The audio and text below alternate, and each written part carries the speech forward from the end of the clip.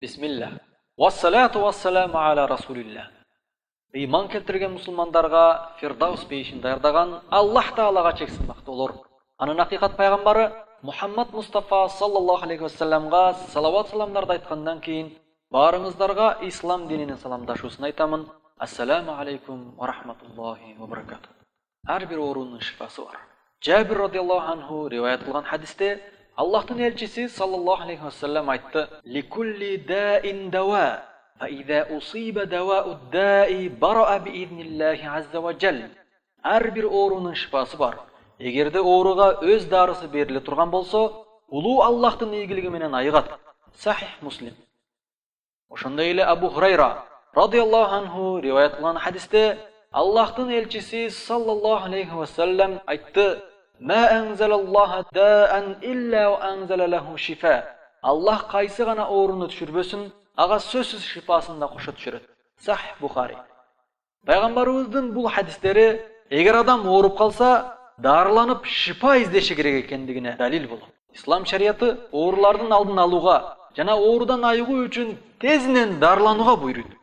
Билимсиздик кылып, караңгылык кылып, ооруган кезде дарыланууга каршы болуу, ооруканага кайрылуудан баш тартуу туура эмес. Ошондой эле келген ооруну тагдырга шылтап коюп, эч нерсе кылбай жата берүү да туура эмес экендиги пайгамбарыбыздын ушул куттуу хадистери менен бизге маалым болду. Ушул жерде айтып кетчү нерсе, оорудан айыгуу үчүн дарыланууда аткарыш зарыл болгон эки себеп бар. Биринчиси көзгө көрүнгөн себеп, экинчиси көзгө көрүнбөгөн себептер. Бул эки себеп кушка эки канат кандай керек болсо, ооруган адамга да дарыланууда дал ошондой зарыл. Айыгуу үчүн адам сөзсүз ушул эки себепти кылуусу шарт.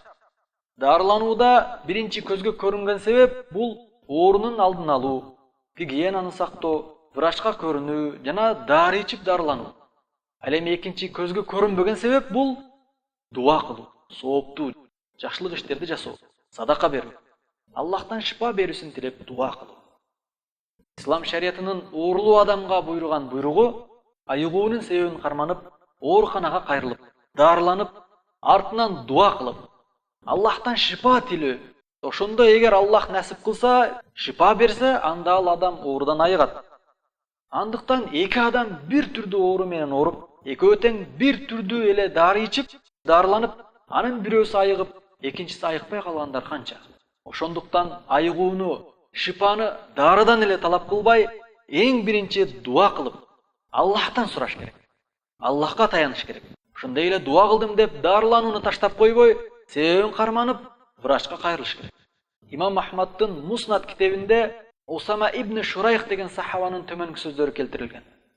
Биз пайгамбарыбыз саллаллаху алейхи вассалам менен олтурганда бедуиндер, чөлдө жашагандар пайгамбарыбызга келишип: "О Аллахтын элчиси, биз ооруган кезде табыптарга кайрылып дарылансак болобу?" деп сурашканда, пайгамбарыбыз саллаллаху алейхи вассалам айтты: "Наам я ибадаллах, тадау."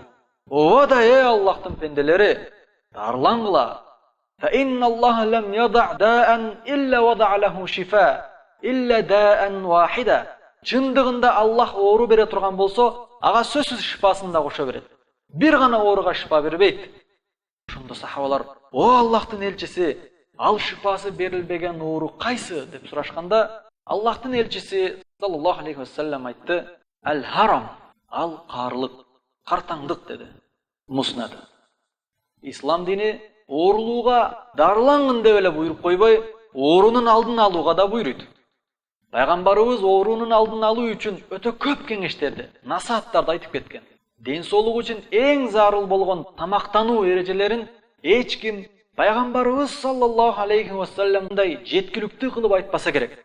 Аллах насип кылса, кийинки сабакта ислам шариаты боюнча туура тамактануу эрежелерин хадистердин негизинде айтып беребиз. Аллах Таала баарыбызды туура жолго баштасын. Баарыбызга чын ден соолук, күч кубат, береке берсин. Ар түрдүү оорулардан бизди алыс кылсын. Жашообузда кездешкен ар бир көйгөйдү шариаттын негизинде чечүүнү насип кылсын. Келген ооруга каршы күрөшүүдө пайгамбарыбыздын осуятын аткарып, дарыланып, Аллахтан шифа сурап дуа кылууну жана шарият көргөзгөн бардык себептерди аткарууну бекем карманган пенделерден кылсын. О Аллах, бизге өзүңдүн туура жолуңду туура түшүнүүгө жардам бер. Бизди өзүң ыраазы болгон туура жолго башла. Aqulu qawli hadha wa astaghfirullah li wa lakum. Assalamu alaykum wa rahmatullahi wa barakatuh.